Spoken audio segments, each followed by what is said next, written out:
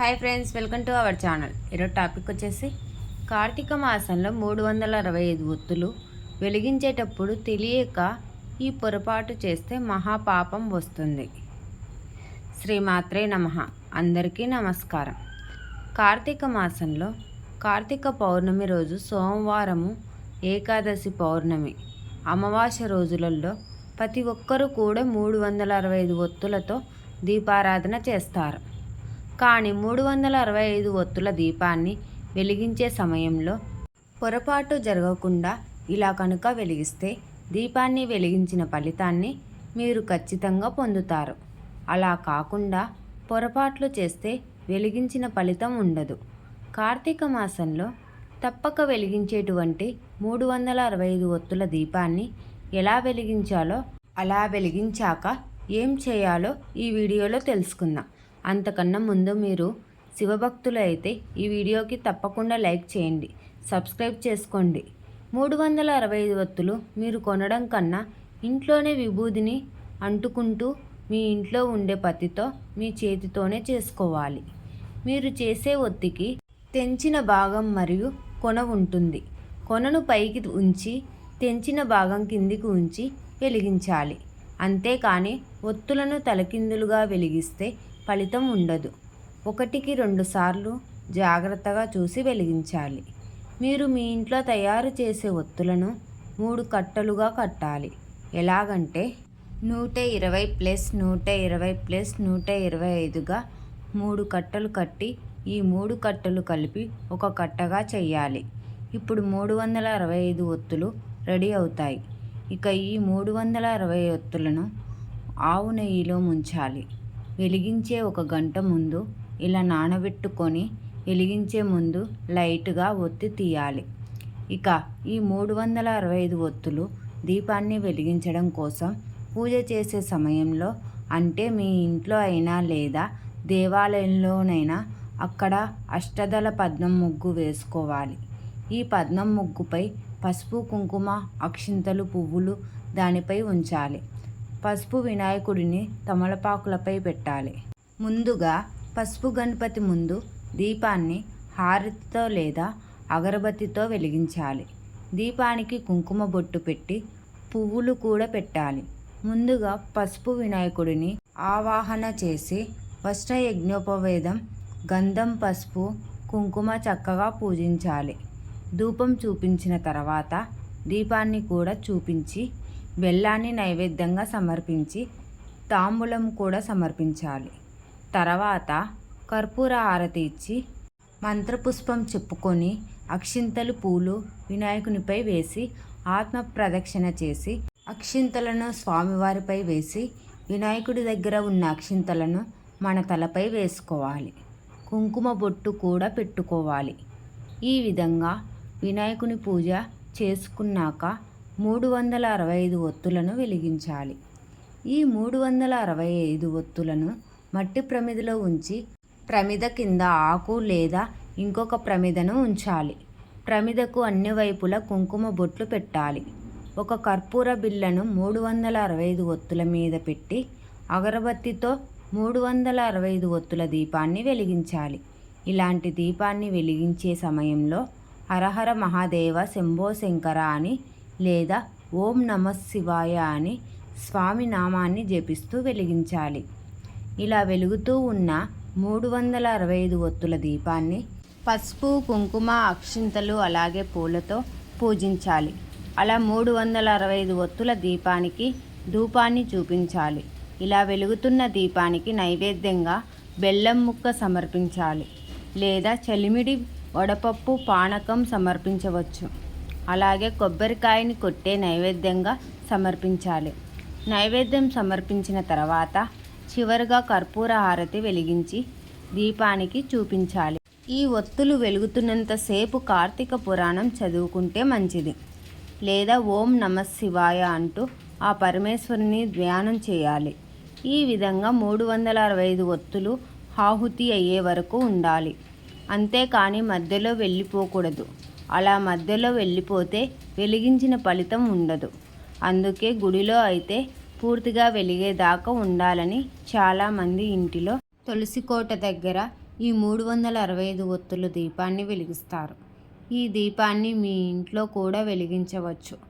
ఇలా ఈ 365 ఒత్తులు ఆహుతి అయ్యాక ఈ భస్మంపై కొద్దిగా నీళ్లు చల్లి ఆ బూడిదను తీసుకువెళ్ళి మొక్క పాదులల్లో వేయాలి, లేదా నీటిలో వేసి ఆ నీటిని చెట్ల మొదలల్లో వేయాలి. ఆ తర్వాత దీపం వెలిగించిన దగ్గర నీటితో శుభ్రం చేయాలి.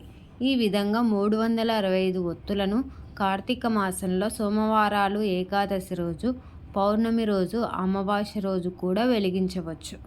ఈ విధంగా 365 ఒత్తులను పొరపాటు చేయకుండా వెలిగించుకుంటే మీరు 365 రోజుల దీపాన్ని వెలిగించినంత ఫలితాన్ని పొందుతారు. ఇప్పుడు కార్తీక దీపం ఎలా వెలిగించాలో తెలుసుకుందాం. కార్తీక మాసంలో సూర్యోదయం, సూర్యాస్తమయం సమయంలో తప్పక దీపాలు వెలిగించాలి.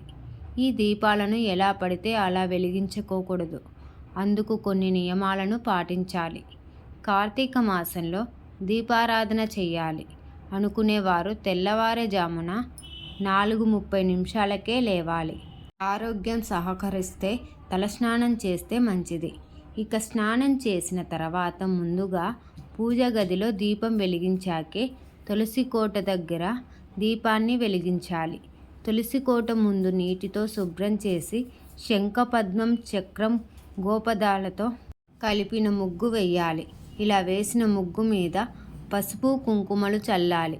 ఆ ముగ్గు మీద మన స్తోమతకు తగ్గట్టు బంగారం, వెండి, లోహంతో చేసినటువంటి కుందీని కానీ లేదా మట్టి ప్రమిదను కానీ, ఎట్టి పరిస్థితుల్లోనూ స్టీలు కుందులలో దీపారాధన చేయకూడదు. మట్టి ప్రమిదను కానీ కుందిని కానీ నేరుగా ముగ్గు మీద పెట్టకూడదు. రావి, తమలపాకులు వంటి ఆకులను కానీ మరొక ప్రమిద కానీ ఉంచాలి. దాని మీద దీపాన్ని ఉంచాలి. ఆ దీపాన్ని వెలిగించేందుకు ఆవు నెయ్యి ఉత్తమం. కుదరని పక్షంలో నువ్వుల నూనెతో వెలిగించాలి. ఎట్టి పరిస్థితులలో వేరుశనగ నూనెతో దీపాన్ని వెలిగించుకోకూడదు. దీపాన్ని నేరుగా అగ్గిపుల్లతో వెలిగించుకోకూడదు. ఏక ఆరతితో కానీ మండుతున్న అగరబత్తితో కానీ ఈ దీపాన్ని వెలిగించాలి.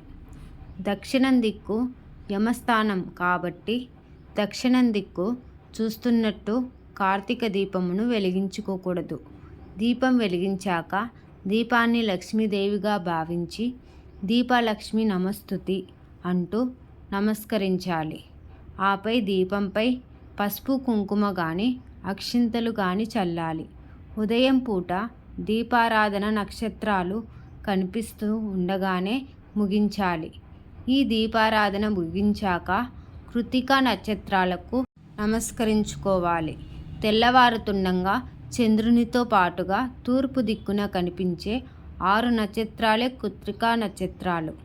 అగ్నిస్వరూపమైన ఈ నక్షత్రాలకు ప్రత్యేకంగానే మనం కార్తీక దీపం వెలిగిస్తాము.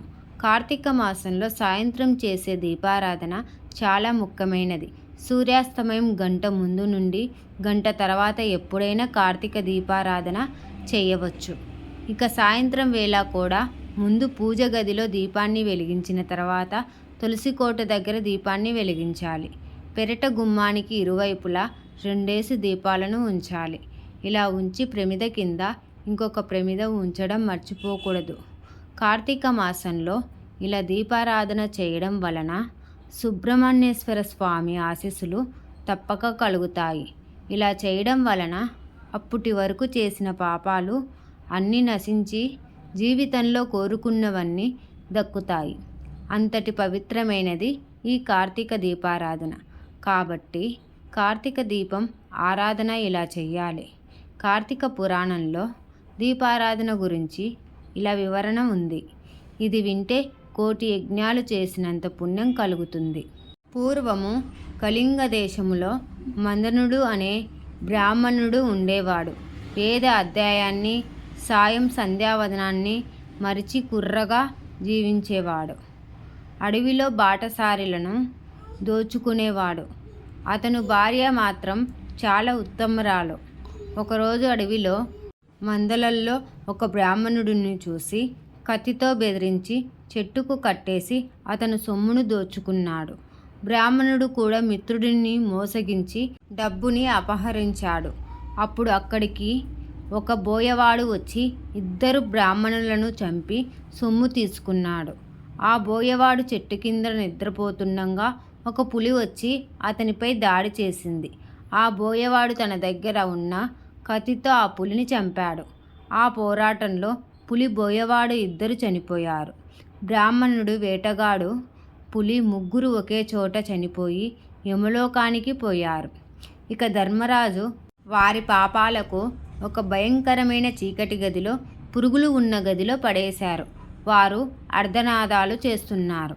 కార్తీక పౌర్ణమి రోజు ఒక ఋషి బ్రాహ్మణుడు భార్య అయిన సుశీల ఇంటికి వచ్చి ఈరోజు కార్తీక పురాణం చదవాలని తాను నూనె అడిగాడు.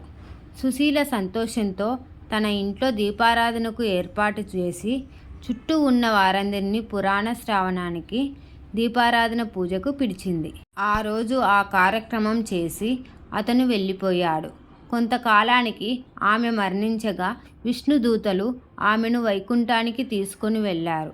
విష్ణులోకం వెళ్ళే దారిలో నరకంలో ఆమె భర్తను, పులిని, బోయవాడిని చూసి వారి రోదన విని కారణం ఏమిటి అని అడగగా వారు చేసిన పాపాలు చెప్పారు.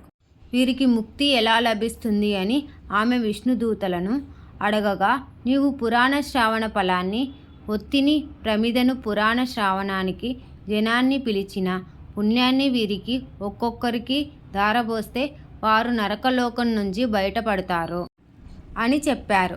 అలా ఆమె చెయ్యగా వాళ్ళ పాపాలన్నీ నశించి తనతో పాటు భర్త, బ్రాహ్మణుడు, బోయవాడు, పులి విష్ణులోకానికి వెళ్ళారు.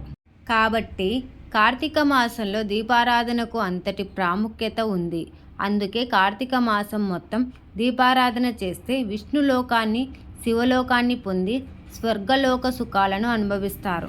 అలా కార్తీక మాసంలో నెల రోజులు దీపాలను వెలిగించలేని వారు దేవాలయంలో అనేక దీపాలను కనులతో చూసినా చాలు కార్తీక మాసం మొత్తం దీపారాధన చేసినంత పుణ్యం కలుగుతుంది.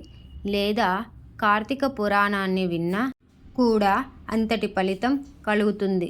లేదా శివాలయంలో ఉన్న ధ్వజస్తంభం కింద దీపాన్ని చూసి నమస్కరించుకున్నా చాలు కార్తీక మాసంలో నెల రోజుల దీపాలను వెలిగించినంత పుణ్యం కలుగుతుంది.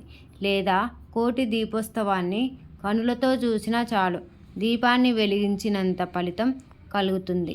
కాబట్టి కార్తీక మాసంలో దీపారాధన వలన జన్మజన్మల పాపాలు తొలగిపోతాయి. ఇంట్లో ఉండే దిష్టి దోషాలు పోతాయి. కోటి జన్మల పుణ్యం కలుగుతుంది. శివలోకం, విష్ణులోకం చేరుకుంటారు. ఈ వీడియో కనుక నచ్చినట్లయితే ప్లీజ్ సపోర్ట్ చేసి చిన్న లైక్ చేయండి, షేర్ చేయండి, సబ్స్క్రైబ్ చేసుకోండి friends. Thank you for watching.